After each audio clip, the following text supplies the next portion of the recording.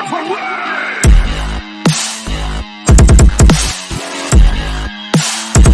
we have a problem.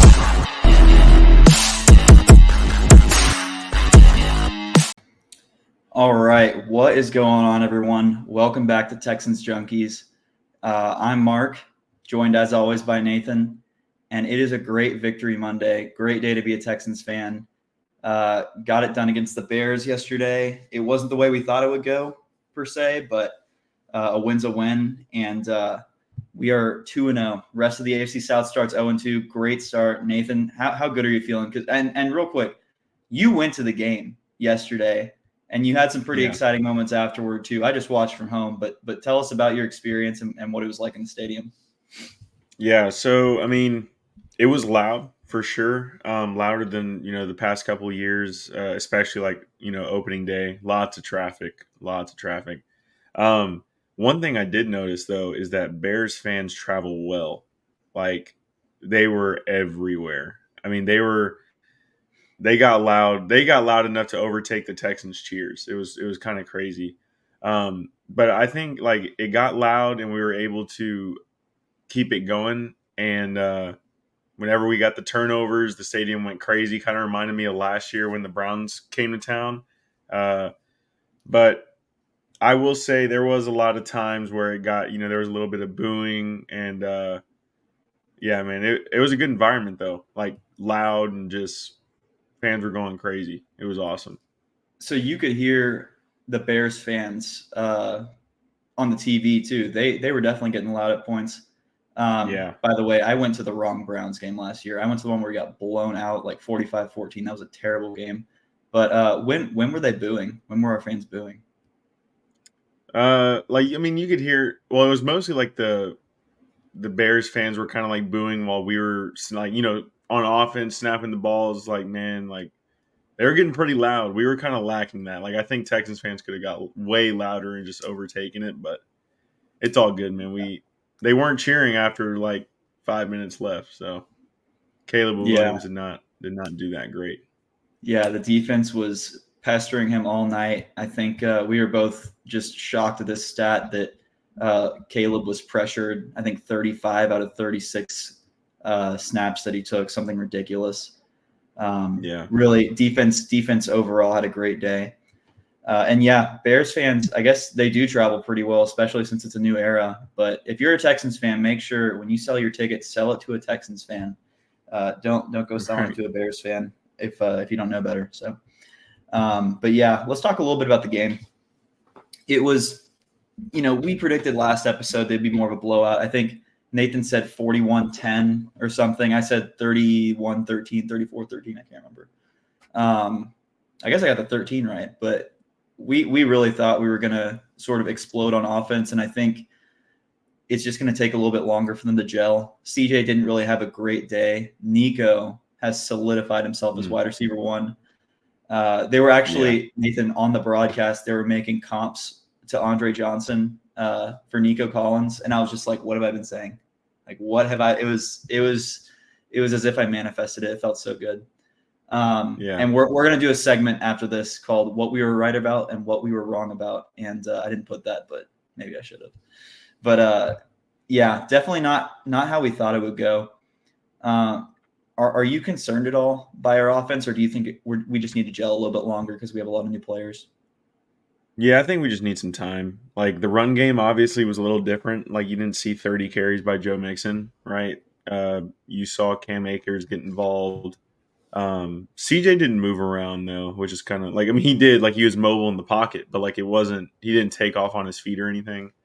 Tank Dell, I think, had like -3 yards. It wasn't a great day by him. He rushed for like 20 or 30 yards, but he had 4 targets, 1 catch for -3 yards. Really hurt my fantasy team. Yeah. So he just didn't have a great game. Steph had a pretty good game. I think he made a really good catch on the sideline, unless they called that one out. Nico had a great catch on the sideline that I thought they were going to pull it back. It kind of looked like it could have been out. I don't know. Maybe I looked at it wrong, but it they called it a catch and they left it alone.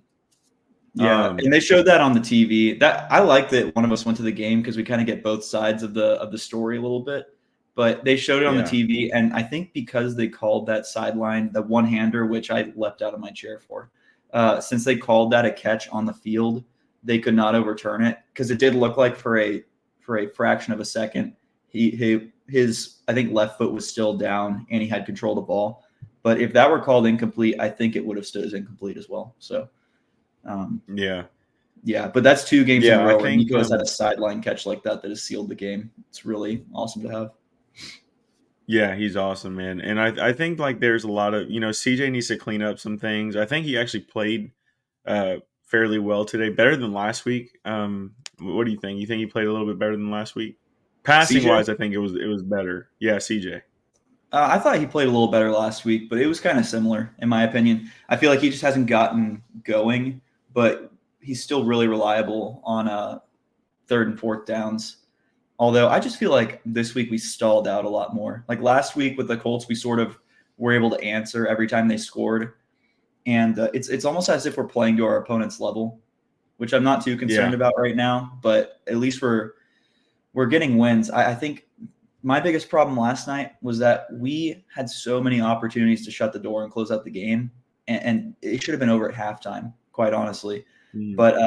But we just kept leaving the door open, and we can't do that if we want to beat good teams like the Chiefs. Real quick Right. shout out, Kaimi Fairbairn. I've known for some time now that he's the best kicker in football, and I'm not afraid to say that. Even the Cowboys kicker, who I'm suddenly blanking Brandon on. Aubrey. Thank you, Aubrey. I've known for some time that Kaimi is the answer. And let me just tell you this interesting statistic. No kicker. Let me rephrase this. Kaimi Fairbairn, in a 2-game span, hit 5 field goals for 50 plus. No kicker has hit more than 4 in a 2-game span, and then he broke his own record the same night and hit a 6th one. So the past 2 games, each game he went 3 for 3 from 50 plus. Broke his own record. Two away from the next highest in that regard. And I know it's kind of a pick-me stat, I suppose, like over a 2-game span. It's like a classic ESPN stat. Like, well, when it's 70% humid outside, that But yeah, man, I just think that's a testament to how great he is. He's so reliable, and like D'Amico said after the game, he won us both of those games. So really awesome to have sort of an offense, defense, and special teams that are all, in my opinion, easily top half of the league. Yeah, I'm not gonna lie to you. I'm pretty disappointed about Townsend. He had a bad Yeah. game last night. He had a couple of really bad punts, stuff that could have turned bad. Luckily, the Bears quarterback isn't who they thought they were getting. But Tommy Townsend just didn't have a great night, dude. It was they booed. They were booing about that.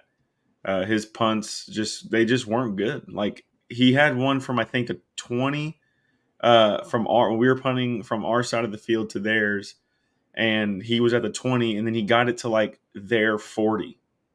Yeah. And then the only reason it wasn't as close is because they got a 10-yard penalty for like illegal formation or illegal hands to the face or something like that. But dude, it wasn't a great game by Tommy Townsend. Yeah, I'm glad you brought that up because it was noticeable how much better the Bears punter was than Tommy last night. And it was kind of killing us. Our field position on like multiple drives in a row was from not just the 20, but inside the 20. And we were giving it to them from like their own 40 multiple times. And luckily their offense is not looking good at all. And their O-line looks terrible. Yeah. Caleb struggled to throw past the line of scrimmage last night. I think he was intercepted twice. Yeah. On yards of 10 plus, he was like 1 for 4 or something. So, so great job by a our couple secondary. of things to go over real quick about last night that I have. I think we were playing against the Bears, and I think we were playing against the refs. The refs were terrible. And that's again, the boos were so loud when the refs made a bad call. I think D'Amico made a challenge that he didn't get. It wasn't. I thought That was the his Diggs challenge was one. correct. That was Diggs when he reached for Yeah, the first yeah, down marker. and he And got let it. me just I say real think. quick, I think D'Amico's made some pretty questionable errors to start this season. He had that one going into halftime last week where they should have kicked a field goal and spiked the ball. But this one, Yeah, I don't understand. Why not challenge the spot of the ball instead of challenge that it was a first down? Like you lose a timeout. Like why ever do that? Just challenge the spot of the ball because they moved it up a yard. It was still short, but I just didn't yeah, understand that. Like why would you challenge whether or not it was a first down? But hopefully he learns from that. I think he's a great players coach. I'm just hoping we can clean up some of the decision making on the sideline. yeah. And he's still a great head coach. Like despite the Yeah, mistakes, absolutely. like he is definitely a coach of the year candidate. Like despite any of that stuff, like he is still great. Like I don't think that's what you were saying, in case people thought that, but like he's still really good despite some of the mistakes he's making. Another one that I wanted to go over, um, I wanted to go over some PFF grades along with like how many yards our secondary allowed. By the way, D line played amazing. Mario Edwards, Foley, Will, Derek Barnett, Barnett Daniil was Hunter. everywhere. Barnett Yeah, Barnett played out of his mind last night. He was pressuring every single he got time. a sack, and Caleb Williams broke like 3 tackles, and the only reason he got tackled was because Derek Barnett was there. It was Let me crazy. say real quick, the Um, one thing that Caleb did super well last night was his escapability was very impressive. Like yeah, he was ducking and diving and I think our D line was just too much. But we had 7 sacks, and I believe it was 6 different players had registered a sack last night. Amazing job by the D line.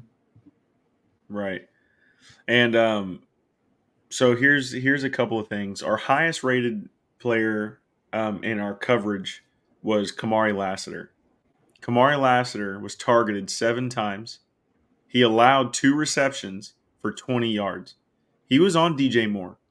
He played against DJ Moore. I think he got on Rome a couple times, and he also had an interception. Aziz had a way better week grading wise than last week. He had 2 targets, allowed 1 reception for 3 yards. Um, our lowest graded player, which is this is kind of weird, was Henry To'oTo'o. In coverage, he had 3 targets, 3 receptions, but he only allowed 11 yards. Um, this one kind of hurts to say, but Stingley had a 70. He was graded at a 70. 7 targets, 5 receptions for 64 yards. He's still allowing a lot of those yards, allowing a little too many receptions. If he's getting targeted that many times, this is an all-pro, guys. Like this is the guy that we think can be an all-pro. And he just can't allow this to happen week after week. Last week he allowed about 60. This week he allowed about 60. But he also did have an interception.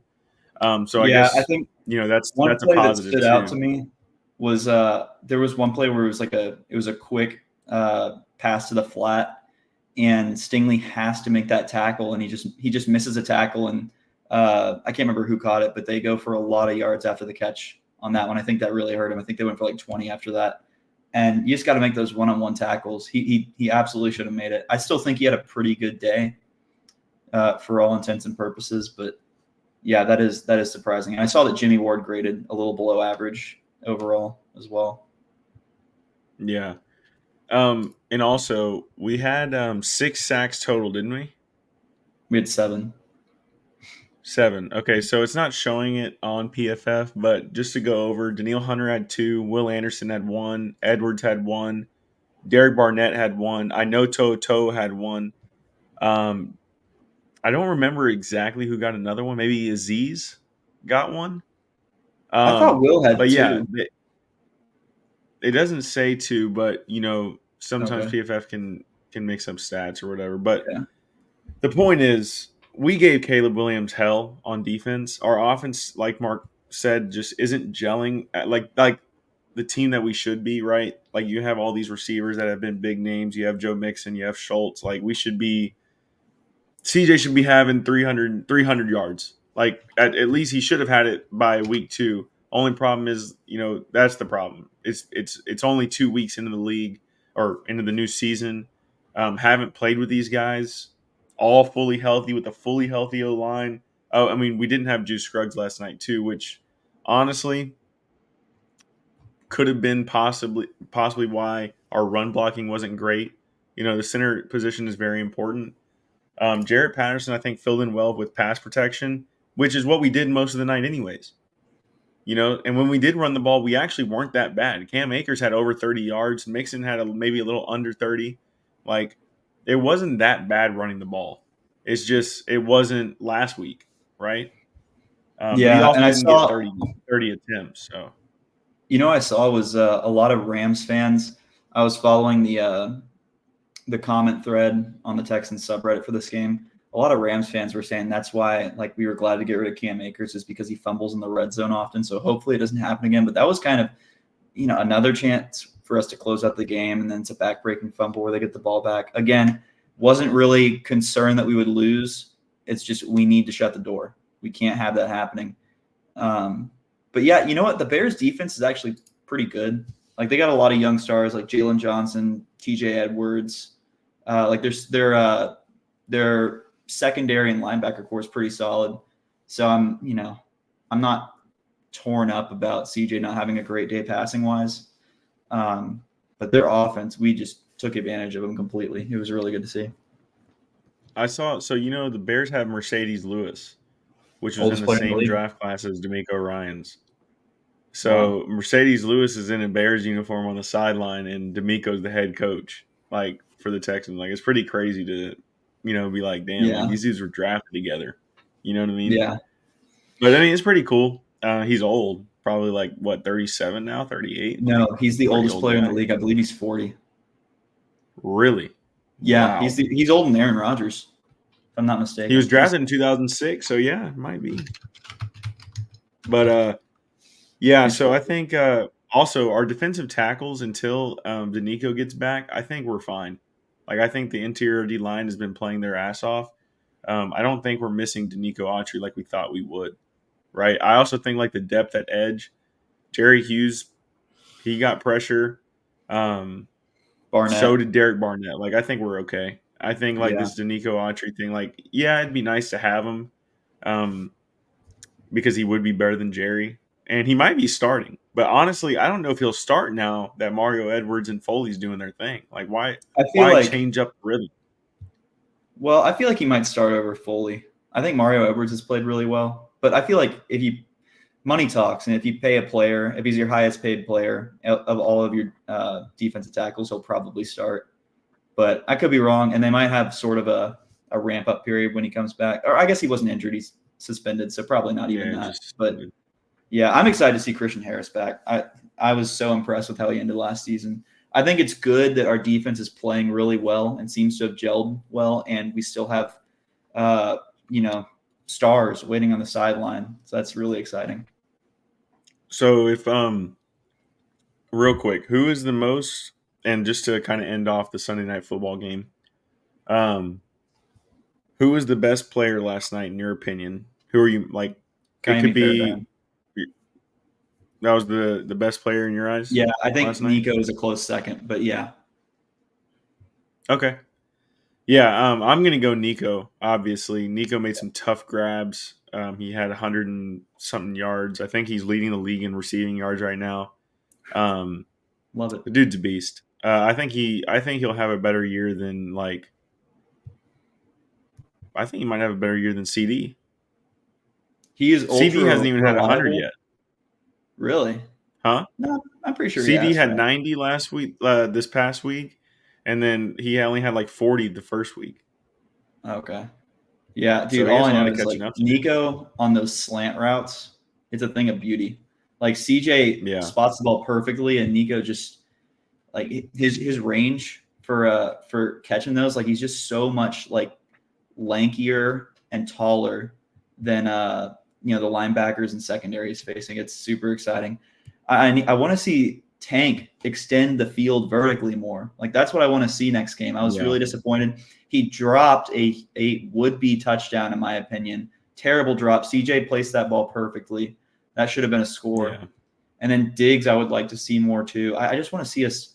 I want to see our passing game improve. Dalton Schultz has been very quiet for being paid $36 million over 3 years. By the way, it's not Yeah. really talked about because we have a lot of weapons. But like his his blocking is not good enough for him to have these quiet performances in the receiving game. So I And hope. Stover had like one catch for 18 yards. Like, you know, like I Yeah, I mean, Stover, that's a guy that you could have drafted and then turned him into something. But I get it though. I'd rather pay Dalton, give him that money, and you know that you always have a tight end one in the league for 12 or so million a year. The tight end yeah, market will only go up from this point, so I think it's a good investment. Overall, what's your grade for the win? How we won, not obviously the wins an A plus, but how we won. What would you rate on like a alphabet scale, like from A to yeah. I Z? would give us a solid B. I think that our defense was really good, really exciting. Our offense hasn't gelled yet, and we really should have closed them out a lot earlier. But the fact that we're winning games and the fans can see that it's not our best football is still a good thing. B. Yeah, I'm gonna agree. I think a B is perfect because it's like the defense. Well, you want to give like an A, right? And then the offense is kind of like a C plus or so. Yeah. Just because it wasn't all that great. So yeah, just to meet in the middle. I think a B is a perfect grade, but doesn't matter how we won. Obviously, there's things that they're going to clean up during the week and practice and stuff. All that matters is that we won, right? There's a W in the win column. We are 2-0. Colts are 0-2. Jags are 0-2. In the man, The the tits. Titans. The Titans are they're pretty bad. They're pretty bad. Will Levis is pretty bad. I'm sorry. Will Levis is a pretty Yeah. bad quarterback. Honestly, I'm at the point where it's like, do you re-sign Ryan Tannehill? Like, I know they probably shouldn't do that. Like, give Levis a little bit longer, but man, like he is the reason why they're losing these games. Like, he just has these back-breaking turnovers. They've lost both games by one score, if I'm not mistaken. It's just brutal. Yeah, yeah, and then obviously their head coach Brian Callahan is like making some pretty interesting comments about his own quarterback, but Oh yeah, he's through with it, man. Like he knows what's going on. But anyways, let's move on. We're gonna move on to our next segment, which is we're gonna talk a little bit about what we were right about and what we were wrong about through 2 weeks of the NFL. These are kind of the things that we subject. talked about in the preseason in like our older videos. We talked about some predictions that we might have. So yeah, we're just gonna go over some of those. This is what um, Mark is right about. There was, and then we'll go over what I was right about. Yeah, and like Nathan said, we said in our last videos some of this stuff. So if you haven't already, go and watch each video in its entirety, back to back to back until you get to this one, and don't take any breaks until you do. What I was right about, the Cardinals are frisky. All right, Cardinals are exciting to watch. They're competitive, and I should have betted the over on their win total. What was it, like 6.5? I think something like that. But Cardinals look good. Marvin Harrison Jr. finally broke out. Uh, did it all in the first quarter. So, you Mm-hmm. know, take that as you will. But Kyler looks great. 2 years removed from his injury now. He looks like a dual threat quarterback. They look just like a really fast young team. I haven't watched them as much as I'd like to, but they played the Bills close, and we saw how the Bills destroyed the Dolphins on Thursday night. And who'd they just play? I'm totally blanking. The Bills played Miami. No, the Cardinals. They beat the tar out of them. Oh, they beat the Rams, right? Yeah, 42-10, 41-10. Yeah, Just an 42-10, absolute I think. destruction. Yeah. And I think the Rams, missing Puka, and then Cooper Kupp went out. He might hit IR soon, but that probably played a He factor. did hit IR. I'm Cardinals look pretty good. sure. Yeah, and he's on my dynasty team. I gotta take care of that, unfortunately. Yeah, he's on But my fantasy team this year too. just brutal. Yeah, because I drafted Mike Evans right before you. Yeah, We'll see how that works out. We'll see. Cup still yeah. can be good. But yeah, Um, Cardinals look great. That's all I'm going to say about this. I think I projected them to be third in the NFC West. I think I had Niners, Rams, Cardinals, Seahawks. But the Seahawks look good too, so we'll see. yeah, they do. So here's one thing that I was right about. I think it's not just me; it was me and Mark, honestly. Um, The Giants are the worst team in the league, maybe. And here's what Mark said. He brought up a good point. The Panthers might be worse. They probably are worse. I think But they the are. Giants are pretty damn bad. Yeah. Like the Giants are and here's the only reason I'm going to put them below the Panthers. I guess that's what you would say. Um, yesterday, Mark, tell us the stat.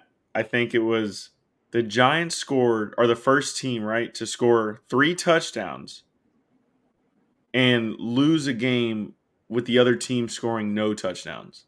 Correct. Yeah, Right? I whatever beverage I may have been holding when I read this fell to the floor and spilled everywhere. As soon as I laid my eyes on that astounding fact. The Giants now Yeah. they did not have their kicker, so all right, cut them a little slack maybe. But you score 3 touchdowns, allow 0, and still lose the game. They scored 18, so they didn't convert a single 2-point conversion. The I almost said Redskins. The Commanders scored 7 field goals and won 21-18. How do you let that happen? First time in NFL history that's happened. And the Commanders do not have a good defense, by the way. Their offense is like kind of young and exciting, and Austin Eckler was a decent acquisition, kind of a dual threat guy, but their defense sucks. And they sold their defense last year. They sold Sweat and Chase Young last year. And the Giants just could not capitalize properly. I mean, they scored 3 touchdowns, but gosh, man, like that's a horrific stat. And we got to talk about the Panthers real quick. Just to touch on it, because we just heard that Bryce Young's going to be benched in favor of Andy Dalton. I feel bad It's for the right him. move. But yeah, it is the right move because his confidence is destroyed and he's not that good.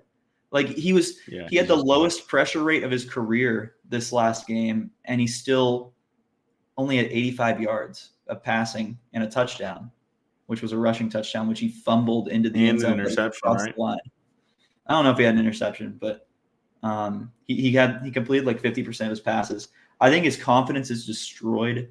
The Panthers are a horribly run organization with the worst owner in the league, and on top of that, he's just not that good.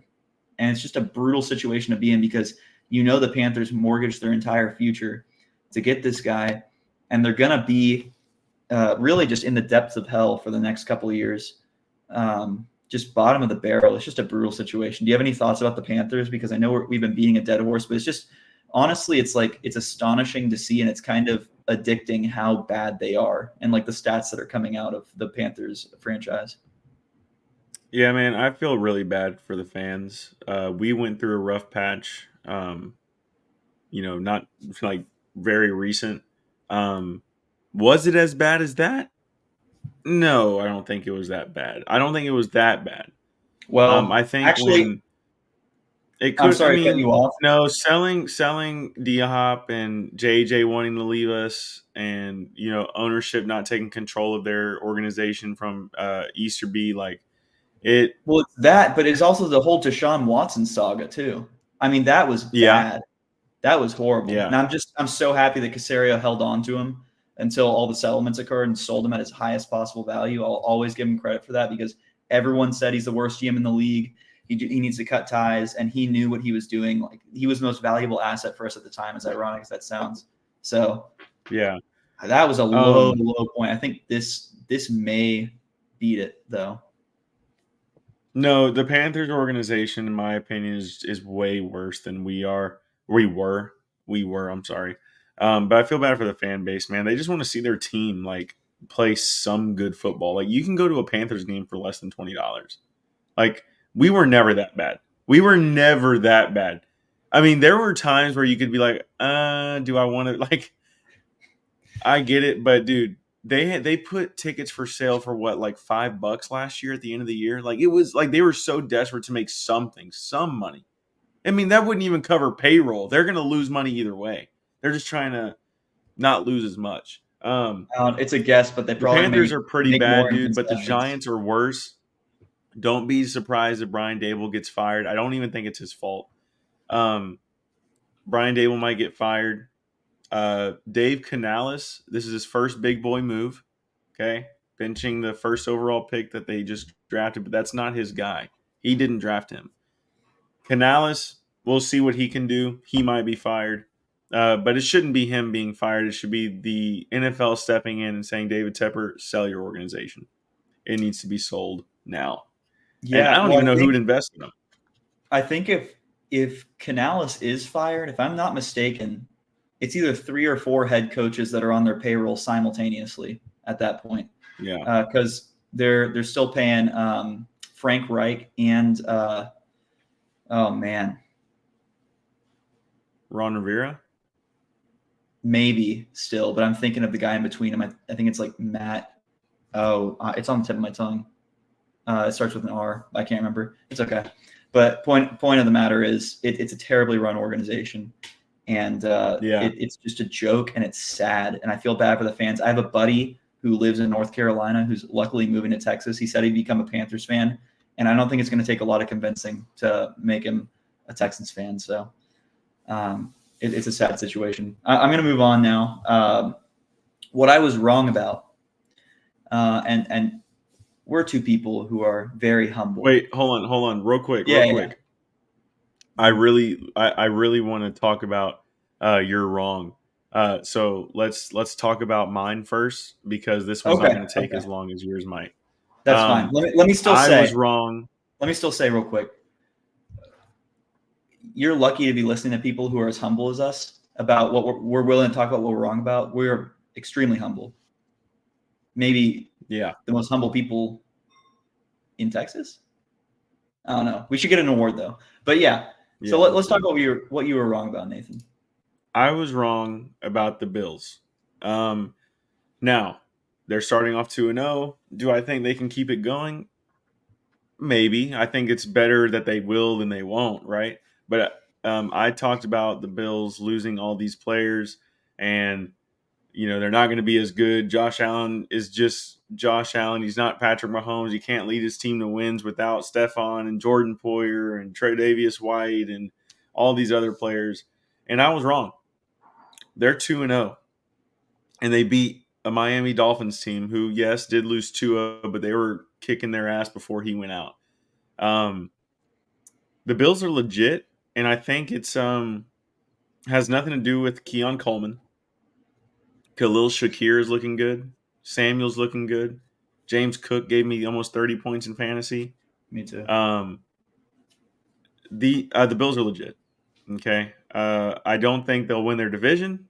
They might not make the playoffs, possibly. I think it's more. I don't think they'll win their division, and the reason I say that is because I have a parlay, an 8-leg parlay, with them not winning it. Great. So it's unbiased. That's awesome. Yeah, I mean it's a little biased, but I do think the other teams in their division have a chance. And by the way, hold on. You're talking only about the Jets, right? You're not talking about the Patriots. The Jets. Yeah. Okay. Right. I think the Jets can win their division. I think they can win that division. I think they could. They have an easy schedule. After these first couple of weeks, they'll have an easier schedule. Let's talk about this real quick. I don't know if we talked about it. Maybe we did a little bit. The Patriots are legit.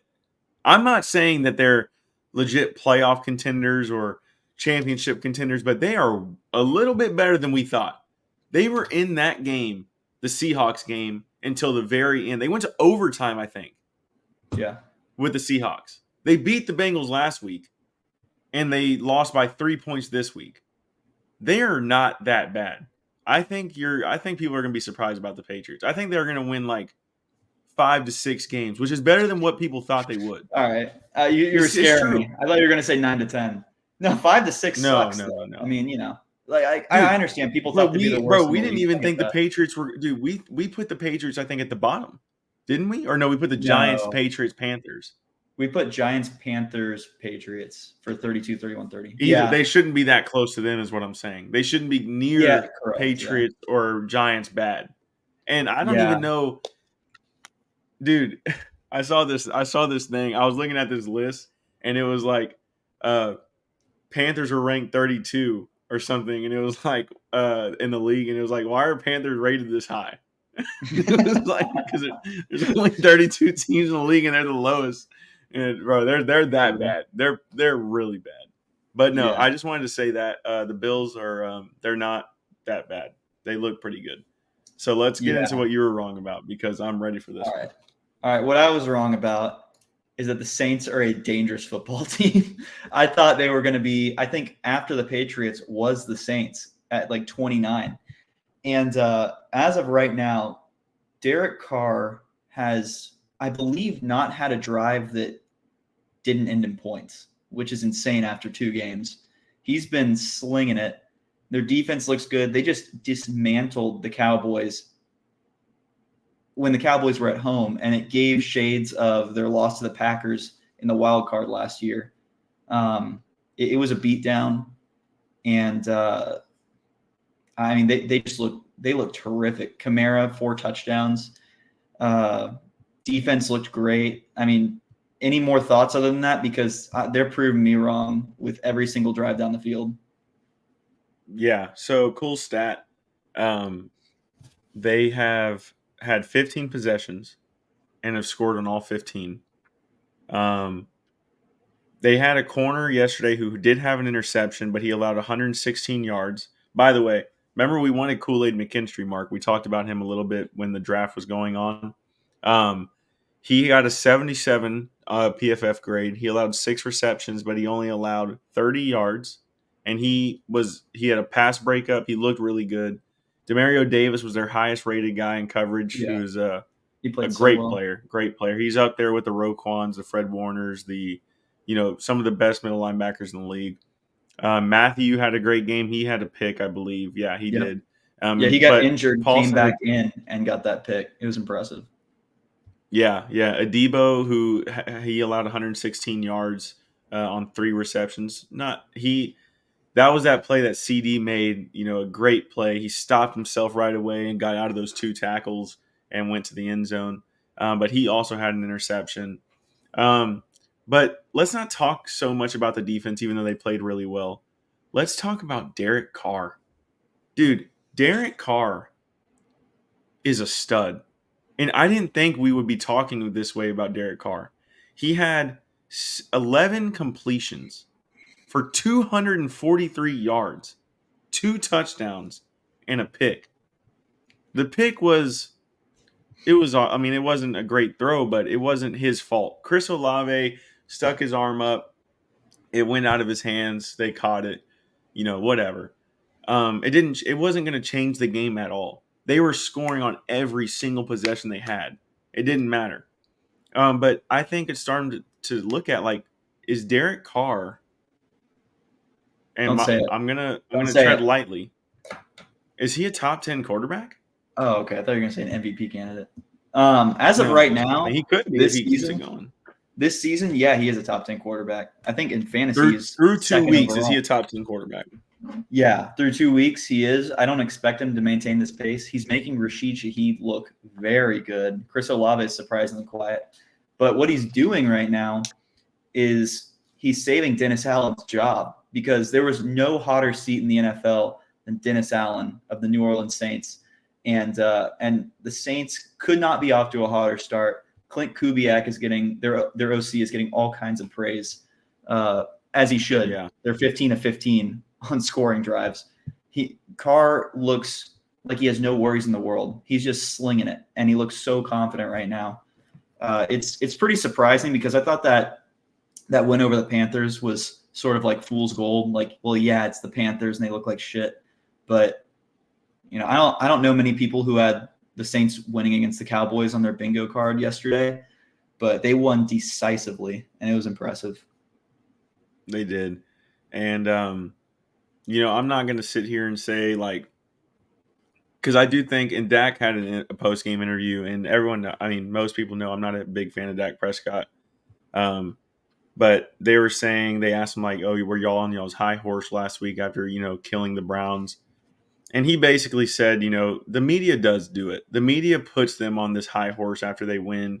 You didn't see the Cowboys make any crazy statements about it. They just kind of did their job.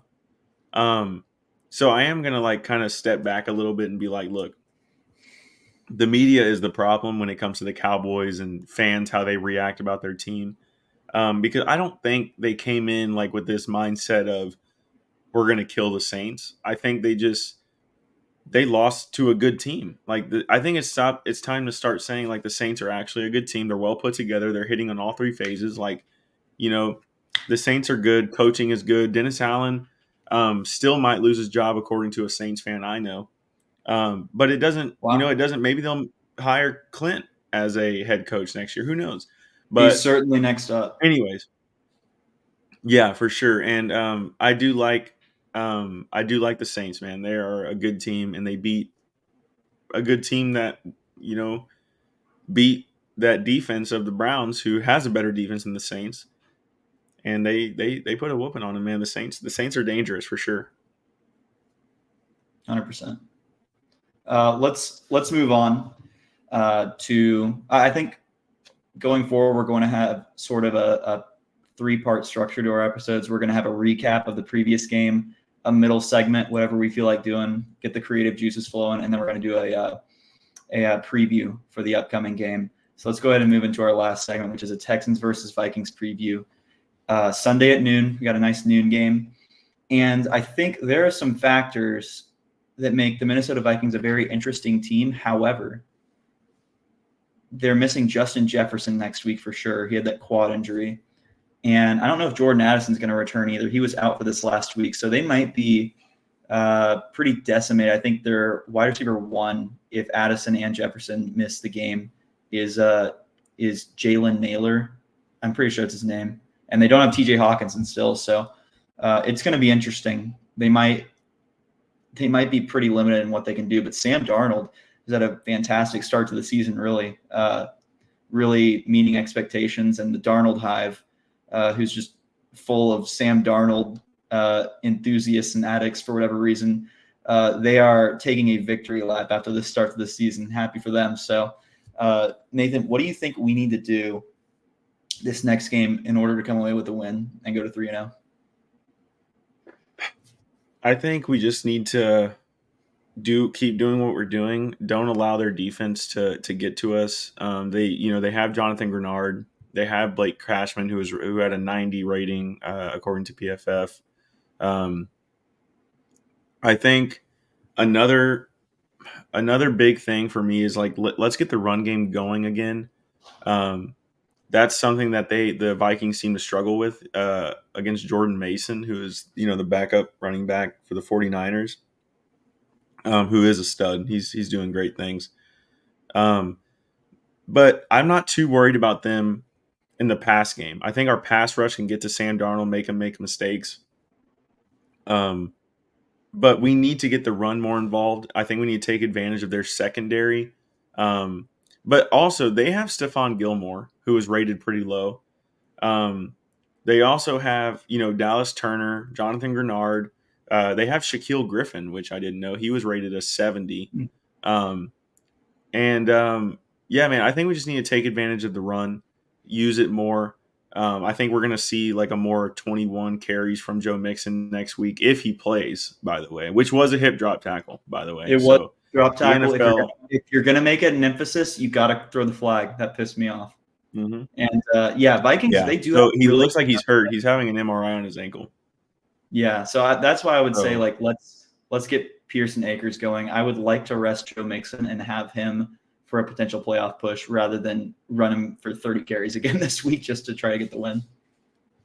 Yeah, but I think you'll see it with Damian. He'll have a lot of carries if he plays. He was out yesterday. Akers looked okay. Obviously, the fumble was bad, but he'll clean that up. But yeah, man, just target that. Like, they're obviously not a great run defense, so like let's take advantage of that. Let's take advantage of our three receivers. Like, get Nico involved, get Tank involved, get Steph more involved, get Schultz more involved.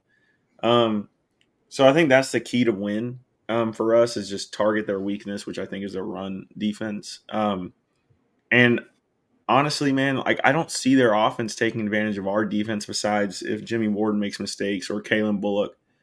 So what do you think? What do you think is our biggest way to win? Yeah, I think I'm not too concerned about our defense in this upcoming game. Their running back is Ty Chandler, who has been actually not bad for them, but with Jefferson and possibly Addison out, I don't think they pose a huge threat on offense. I think our defense, as long as it takes care of business, I think our offense can do the same. I do, after these last couple of weeks, I do see us playing down to our competition as a possibility. But I think this is a really good chance, a nice noon game for us to just have some fun and get going on offense again. I'm not saying this is a pushover game by any means, but it's kind of like last week where I'm very confident that we can win this game. And let's expand our lead in the AFC South. We have an amazing opportunity right now. We have a really tough schedule coming up, specifically in December. So let's just come out with the win. And I think that's all there is to it. Yeah, man. And also, like I was saying about Mason, he had 100 yards, 5 yards an attempt. So I think we have the running back capability with Pierce and Akers to at least get 100 total. I don't think that's like a crazy thing to say, right? You may agree with that, right? I don't think it's crazy, and I think our run blocking's been really good. I think we have a good chance to do that. Yeah, and I think so too. And so I do want to kind of talk about, obviously, like there's not too much to go off of there. I think we're a better team than the Vikings. I think they're better than the Bears. They might be better than the Colts, possibly. That's another thing I wanted to talk about real quick. Just kind of go over our division, if you don't mind. Colts are worse than we thought. I think Colts, I think are better than Jacksonville. Tennessee's our worst team in the division. I think we that was like the consensus before the season, and it's still the truth right now. Will Levis, like Mark said multiple times, he limited their ceiling, right? And it's obvious. Like, he is not a good quarterback. You could say it's too early, but he obviously can't learn from his mistakes. Like, he made plenty of mistakes against the Bears, and he made the same mistake this week against who did they play? They played oh man. Oh, the Jets. I forgot who. The Jets. They played the Jets. They had a lead on the Jets.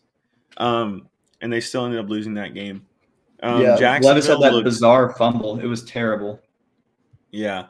He's just like, and then, their head coach is just, talking to him crazy. But Tennessee's the worst. I think I'm going to put Jacksonville second worst. They lost to the Browns pretty bad, right? I mean, it was like a 2-score game. Not really. No, it was 16-13. The Jags, again, they had a chance and they blew it. And then they allow a safety to make it 18-13 on their chance to get a scoring drive going. Just brutal. And you lose to a Browns team that looked absolutely lifeless last week. It's just a tough situation. Trevor Lawrence, I don't know if you saw this, but he had some comments after the game where he was just like, it's dejecting because training camp went well, preseason went well, felt like we had a plan, and we have sucked this season. And it's true because he's 0-7 in his last 7 starts. It's just brutal. And I think we're gonna put Indianapolis as a tie with Jacksonville. All 3 of these teams can be the worst. Let's just put it that way. Indianapolis, I think we overhyped Anthony Richardson a bit. Yeah, it's early. It's 2 weeks in. He had 3 interceptions. Like he looked somehow, some way. We make quarterbacks look really, really good. The Texans do, even with a great defense. I mean, Caleb. We make quarterbacks look great. Sure. Huh? Yeah, I mean, you're right. But Caleb. there's. We made Zach Wilson look like a Pro Bowler. We made Desmond Ridder look like a Pro Bowler last year. Like, it's just something we do on specific games. Anthony Richardson looked like he was a top 5. He was last week after week 1. NFL on CBS on NFL or whatever. They always do those rankings, MVP rankings through week to week. They had Anthony Richardson top 6. They had Anthony Richardson top 6. He's not even in the top 10 anymore after this week. So Anthony Richardson had 3 interceptions, like I think 200 and something yards. But here's the thing, though. Let me say this. Obviously, is on our.